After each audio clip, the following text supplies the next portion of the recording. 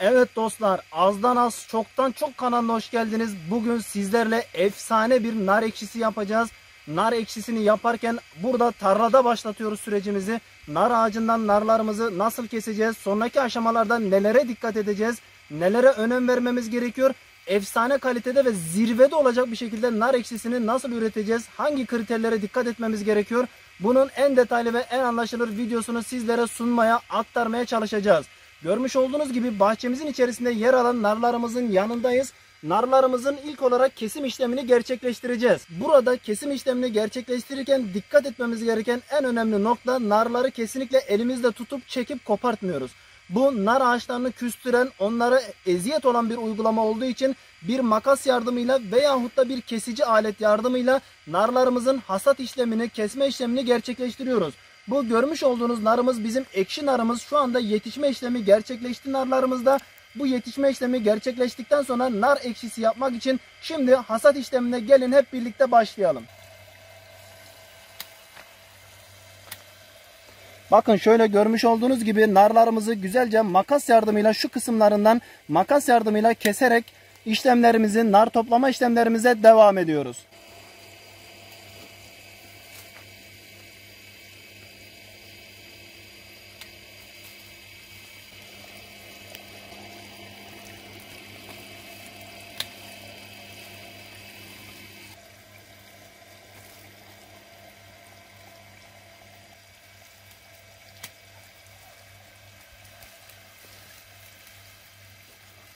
Bu narlarımız dikenli narlar, kesinlikle görmüş olduğunuz gibi çıplak elle, yani eldiven takmadan ve kısa kolla kesinlikle işlem yapmıyorsunuz. Dikenleri ciddi manada batıyor. Bunun için eldivenlerimizi takıp narlarımızı kesmemiz sağlık açısından daha iyi olacaktır. Şimdi gelin hep birlikte nar ekşisini, narlarımızı evimize götürüp nar ekşisi yapma işlemine başlayalım. Görmüş olduğunuz gibi narlarımızı nar ağacımızdan güzelce kesme işlemini, makas ile kesme işlemini gerçekleştirdik. Evimize getirme işlemini tamamladık. Şimdi burada bu kesmiş olduğumuz narların narmatik adını vermiş olduğumuz alet yardımıyla ayıklayacağız. Veya diğer türlü olarak narımızı dilimler haline ayırarak da atlama işlemini gerçekleştirebiliriz. Burada ben sizlere her iki yöntemi de göstermeye çalışacağım. Şu anki şurada görmüş olduğunuz narmatik adını vermiş olduğumuz bir tane aletimiz var. O aleti sizlere göstermek istiyorum. Bu narmatikle de narımızı güzelce ayıklama işlemini gerçekleştireceğiz. Burada dikkat etmemiz gereken en önemli nokta, narlarımızın içerisinde yer alan zarlar kesinlikle bizim narımızın, nar ekşimizin içerisine karışmayacak. Burada nar ekşisi yaparken bu narın içerisindeki yer alan bu zarlar bu nar ekşisinin içerisine karıştığı zaman kekremsi adını vermiş olduğumuz böyle nar ekşisinde değişik bir tat meydana gelir. Bu da bizim yapmış olduğumuz nar ekşisinin kalitesini çok ciddi manada olumsuz etkilemekte. Burada bu işlerin hepsine özen göstereceğiz. En kaliteli, en güzel nar ekşisini evimizde elde etmeye çalışacağız. Burada ilk olarak işlemlerimize başlamadan önce narımızın dışını bir yıkama işlemi gerçekleştirelim. Her ne kadar narımızda herhangi bir sıkıntı olmasa da dış bölgesinde tozlar mevcut. Bu tozlar kesinlikle nar ekşimizin içerisinde yer almasın. Yiyecek olduğumuz, içecek olduğumuz gıdada böyle şeyleri istemiyoruz. Bunlara da özen ve dikkat gösterelim. Şimdi ilk olarak narlarımızın dışını güzelce yıkıyoruz. İlk olarak narımızın şu baş kısmını güzelce kesiyoruz. Bu şekilde baş kısmını kestikten sonra narmatiğe koyabilmek için narımızı ortadan ikiye bölüyoruz. Görmüş olduğunuz gibi narımızı bu şekilde ikiye böldükten sonra narmatiğin içerisine narımızı yerleştiriyoruz. Narımızı bu şekilde yerleştirdikten sonra narmatiğin üst kısmını da güzelce üstüne kapatıyoruz. Ardından büyük bir tahta kaşık yardımıyla kuvvet uygulayarak bu kısma vurma işlemine başlıyoruz.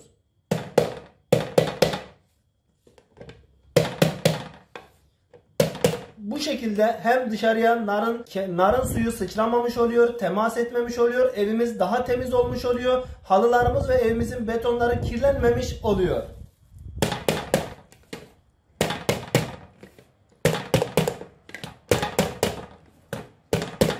Şöyle sizlere göstermek istiyorum. Bakın narmatik yardımıyla narımızın içerisinde herhangi bir nar tanesi kalmadı. Çok güzel bir şekilde ve çok rahat bir şekilde narımızı ayıklama işlemini gerçekleştirdik. Bu ürünün de burada sizlere tanıtımını yapmış olalım. Şimdi gelin diğer yarım narımızı da güzelce narmatik yardımıyla ayıklama işlemine devam ediyoruz.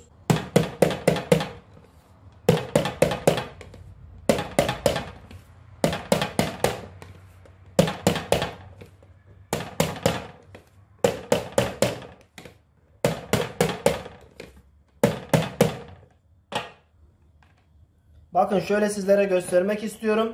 Yine bu kısmını da çok rahat ve çok güzel bir şekilde ayıklama işlemini gerçekleştirmiş bulunmaktayız. Bu şekilde narlarımızı ayıklama işlemine devam ediyoruz. Görmüş olduğunuz gibi narmatik yardımıyla narımızın ilk postasını bu şekilde ayıklamış bulunmaktayız. Burada sizlere özellikle üzerinde durmak istediğim, belirtmek istediğim nokta şu. Narmatik yardımıyla ayıklama işlemini yaptığımız zaman narın zar kısımlarında görmüş olduğunuz gibi bunlar da çıkıyor. Bu zar kısımlarını çok dikkatli bir şekilde ayıklamamız gerekiyor. Nar ekşimizin kalitesi düşmesin diye. Narmatik yardımıyla ayıklamış olduğumuz narlarımızı bir kabımızın içerisine alıyoruz.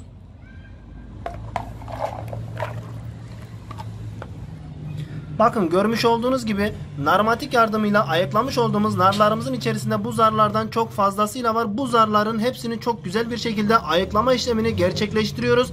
Bu zarları kesinlikle narlarımızın içerisinde bırakmıyoruz. Aynı zamanda bazı narlarımızın içerisinde küçük küçük çürümüş narlar da varmış. Onlar da çıkmış. Onların da ayıklanmasına özen gösteriyoruz. Bu şekilde en kaliteli, en güzel ve en doğal nar ekşisini elde etmeye çalışacağız. Bu şekilde işlemlerimize devam ediyoruz. Şimdi elinden narmatik makinesi olmayanlar nasıl yapacak? Öncelikle narımızı bakın şu kısmından o sıfır olacak şekilde güzelce kesme işlemini gerçekleştiriyoruz. Şu şekilde bıçağımızı bir şu kısma vuracağız. Bir tanesini şu kısma vuracağız. Bir şöyle şuraya da şöyle vurduğumuz zaman bakın. Şimdi şu bizim narımızın üst kısmı çıkmaya hazır hale geldi. Narımızın şu üst kısmını güzelce çıkartıyoruz. Bakın. Görmüş olduğunuz gibi narımızı 4 hamlede bir tane buraya vurduk. Bir bu şekilde çizgiler atarak narımızın üst kısmını bu şekilde güzelce çıkarma işlemini gerçekleştirdik. Şimdi bunu çıkarttıktan sonra ne yapacağız? Yine şuradan narımızın şu kısımlarına çizik atıyoruz. Burada biraz derin çizikler atabilirsiniz. Bu şekilde çizik attıktan sonra narlarımızı güzelce o kısımlarını açıyoruz. Narımızı bu şekilde açtıktan sonra ters çeviriyoruz. Bazen şu orta kısmı burada çıkabiliyor. Bizimkinde yan taraflarda kaldı. Orta kısmındaki zar çıkarsa onu alıp çıkartıyoruz. Ama bizimkinde çıkmadı. Bu şekilde ters çeviriyoruz. Bu şekilde ters çevirme işlemini gerçekleştirdikten sonra tahta kaşık yardımıyla dövme işlemine başlıyoruz.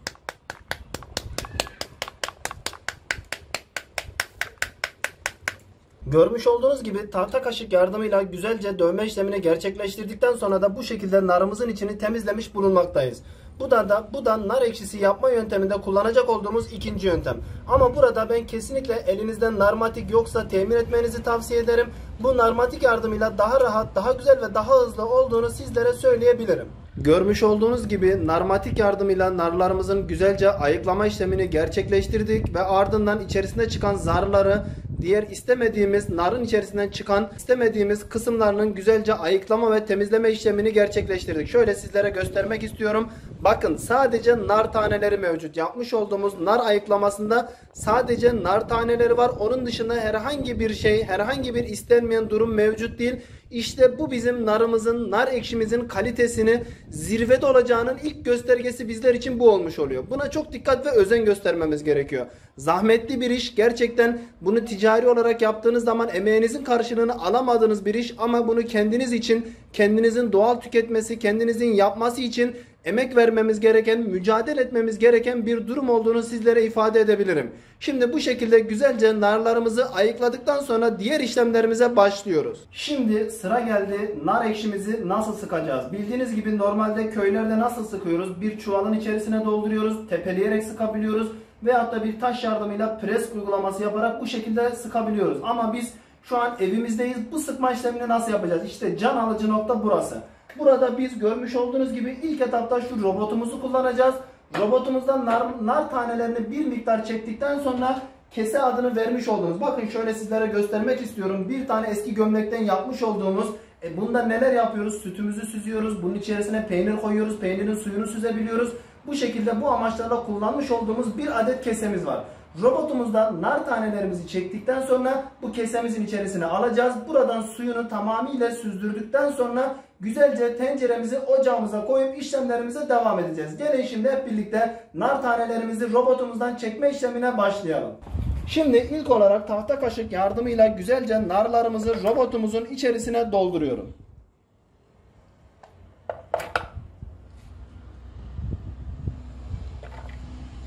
Bu şekilde robottan çektiğimiz zaman inanın bana tepelemekte olsun, diğer türlü presten olsun daha nardaki o sıvıların tamamı %95'e yakın çıkartma durumumuz meydana geliyor. Bu şekilde nar tanelerinde yer alan suyumuzu, sıvılarımızı çok daha güzel şekilde çıkartma imkanına sahip oluyoruz. Bu robotumuz için yeterli. Bu şekilde koyduktan sonra robotumuzu yerleştiriyoruz.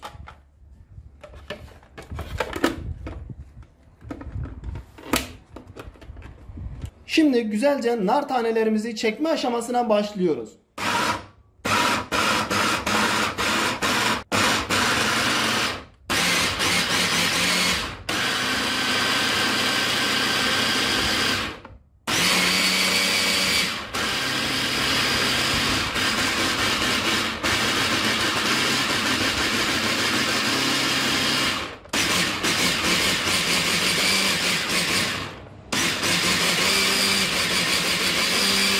Görmüş olduğunuz gibi narımızın güzelce robotta çekme işlemini gerçekleştirdik. Bu şekilde çekme işlemini gerçekleştirdikten sonra güzelce kesemize narlarımızı alıyoruz. Şimdi güzelce narlarımızı kesemizin içerisine alıyoruz.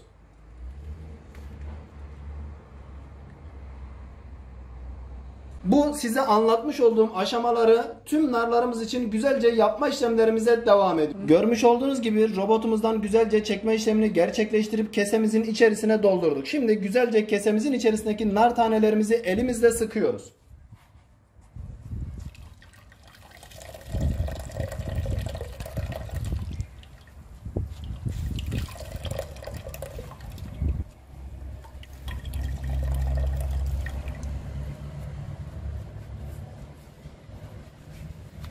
Görmüş olduğunuz gibi nar tanelerimizi sıkma işlemini gerçekleştirdik. Gerçekten efsane bir sıkma işlemi yaptık. Bakın o görmüş olduğunuz nardan toplam 4,5 litre nar suyu çıkardık. Şu yan tarafta sıkmış olduğumuz nar tanelerini sizlere göstermek istiyorum. Sadece narın taneleri yani o iç kısmındaki o kabuk dediğimiz yer kaldı. Kesinlikle sıkılmamış herhangi bir hücresi, herhangi bir kısmı kalmadı narlarımızın. Efsane bir sıkma oldu. Kesinlikle bakın bu evde bu narları sıkarken narın %95'i üzerindeki suyunu elde edebilmek için robottan geçirme işlemini yapmanız gerekiyor. Buna özen göstermemiz gerekiyor. Bunun kanıtını da sizlere gösteriyorum. Bakın nar tanelerinin sadece o iç kısmı kalmış. Gayet başarılı bir sıkma işlemini gerçekleştirdik. Şimdi bu nar suyumuzu güzelce ocağımıza alıyoruz ve pişirme işlemine başlıyoruz. Nar suyumuzu güzelce ocağımıza koyduk. Şimdi burada ne yapıyoruz? Burada birkaç noktaya dikkat etmemiz gerekiyor. Bu noktalardan en başta şurada görmüş olduğunuz gibi üzerinde köpük var. Nar suyumuzun üzerindeki bu köpükleri kesinlikle almamız gerekiyor. İstediğimiz kaliteye ulaşabilmek için, zirveyi bulabilmemiz için bu köpükleri kesinlikle bu şekilde toplama işlemini gerçekleştireceğiz. Burada kaliteden ödün vermememiz gerekiyor. En iyi, en güzel nasıl yapılacaksa onu dikkat etmemiz gerekiyor. Onun için de bu aşamalara riayet etmemiz gerekiyor. Özen göstermemiz gerekiyor. Bu şekilde nar suyumuzun üzerindeki köpüklerimizi güzelce alıyoruz. Burada bir diğer dikkat etmemiz gereken noktayı da sizlere belirtmek istiyorum. İlk etapta nar suyumuzu en büyük gözlü ocağımıza koyduk. Kaynamaya başladıktan sonra hatta tam olarak kaynamaya başlamadan önce nar suyumuzu en küçük gözlü ocağımıza alacağız. Çünkü bu durumda taşma meydana gelebilir. Bu taşmayı önlemek için de buna dikkat etmemiz gerekiyor. Evet, bu şekilde köpüklerimizi alarak kaynatma işlemimize devam ediyoruz. Nar ekşimiz 15 dakikalık pişme neticesinde kaynama işlemine başladı. Kaynama işlemine başladıktan sonra görmüş olduğunuz gibi üzerinde tekrardan köpükler meydana geldi. Bu köpükleri de yine güzelce alma işlemine devam ediyoruz.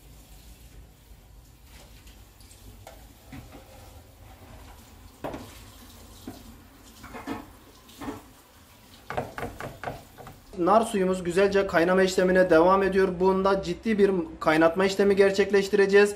Bunun tam kıvamına geldiğinin bazı ölçütleri var. Bu ölçütleri de ilerleyen dakikalarda sizlere anlatacağız ve ondan sonra işlemimizi sonlandıracağız inşallah. Nar ekşimiz kaynamaya devam ettiği sürece üstlerinde köpük oluşmaya devam ediyor. Burada 2-3 defa köpüğü aldıktan sonra sonraki köpükleri almamıza gerek yok. Buradaki ilk almış olduğumuz ilk 3-4 köpük bu bizim nar suyumuzun içerisindeki acı su köpüğü olmuş oluyor. Bu acı su köpüğünü aldıktan sonra diğer çıkan 4. seferden sonra kaynadıkça ortaya çıkan köpükleri almamıza gerek yok. Bu şekilde kaynatma işlemimize devam ediyoruz. 3 saatlik pişirme neticesinde görmüş olduğunuz gibi nar ekşimiz bu şekilde köpük köpük olmaya başladı. 3 saatin neticesinde kabımızın içerisine, bir tane tabağımızın içerisine 2-3 yemek kaşığı nar ekşimizi aldık. Şimdi burada bu nar ekşisinin istediğimiz kıvama, istediğimiz özelliklere geldiğini nasıl anlıyoruz? Öncelikle onun birkaç bilgisini verelim. Öncelikle bu tabağımıza almış olduğumuz nar ekşisini bu şekilde kaşığımızla güzelce savutturarak soğutma işlemini gerçekleştiriyoruz. Bunu bu şekilde soğutmamız gerekiyor. Ben bu videoya başlamadan önce soğutma işlemini gerçekleştirdim. Şimdi sizlere birinci yapacak olduğumuz testi anlatıyorum. Şimdi kaşığımızı bu şekilde koyup kaldırdığımız zaman burada yapışıyorsa, kaşığımız direkt yukarıya doğru çıkmıyorsa bu birinci testten geçtiğini gösterir. Biz kaşığımızı koyup kaldırdığımız zaman hemen çıkmıyor. Altına tutuyor, birazcık yapışıyor. Ardından biraz kuvvet uygulayınca yukarı doğru kaşığımız geliyor. Yani şu anki nar ekşimiz birinci testini geçmiş oldu. Şimdi ikinci testini gösteriyorum. İkinci testimiz de şu şekilde, bakın. Şimdi şu şekilde her tarafına, tabağımızın her tarafına nar ekşimizi güzelce yaydırıyorum şimdi ilk olarak. Tabağımızın iç tarafına güzelce yaydırdık. Şimdi bu tabağımızın iç kısmına güzelce çizik atıyoruz. Bakın şu şekilde bu birinci çizgimiz, bu ikinci çizgimiz, bu da üçüncü çizgimiz. Görmüş olduğunuz gibi çizgilerimiz hemen kapanmıyor. Bir müddet sonra yavaş yavaş kapanmaya başlıyor. Bu da bizim nar ekşisinin istediğimiz kıvama geldiğinin ikinci göstergesi olmuş oluyor. Şu anda iki tane kontrol yönteminin ikisinden de olumlu bir şekilde geçmiş bulunmakta yapmış olduğumuz nar ekşisi. Şöyle sizlere kalmış olduğu tenceremizin içerisinde 3 saat boyunca kaynatma işlemini gerçekleştirdik. Tenceremizin içerisinde gösterelim ne kadar, 5 litrelik nar suyundan ne kadarlı kalmış onu da sizlere göstermiş olalım. Bakın bu da bizim 5 litrelik nar suyumuzdan elde etmiş olduğumuz kalan 3 saatlik kaynatma neticesinde kalan nar ekşimiz olmuş oldu. Evet, nar ekşisinin yetişip yetişmediğini bu göstermiş olduğumuz iki yöntem ile tespit edeceksiniz. Bu tespitlerden olumlu sonucu aldığınız zaman nar ekşiniz yeterli kıvama gelmiş demektir. Artık ocaktan indirebilirsiniz. Nar ekşimizi ocağımızdan indirip konservemizin içerisine aldık. Görmüş olduğunuz gibi bu şekilde soğumasını bekleyeceğiz. Soğuma işlemi gerçekleştikten sonra konservemizin kapağını kapatacağız. Güneş görmeyen yerde muhafazasını gerçekleştirerek tüketim işlemini bu şekilde gerçekleştireceğiz. Kanala abone olmayı ve videolarımızı beğenmeyi unutmayalım.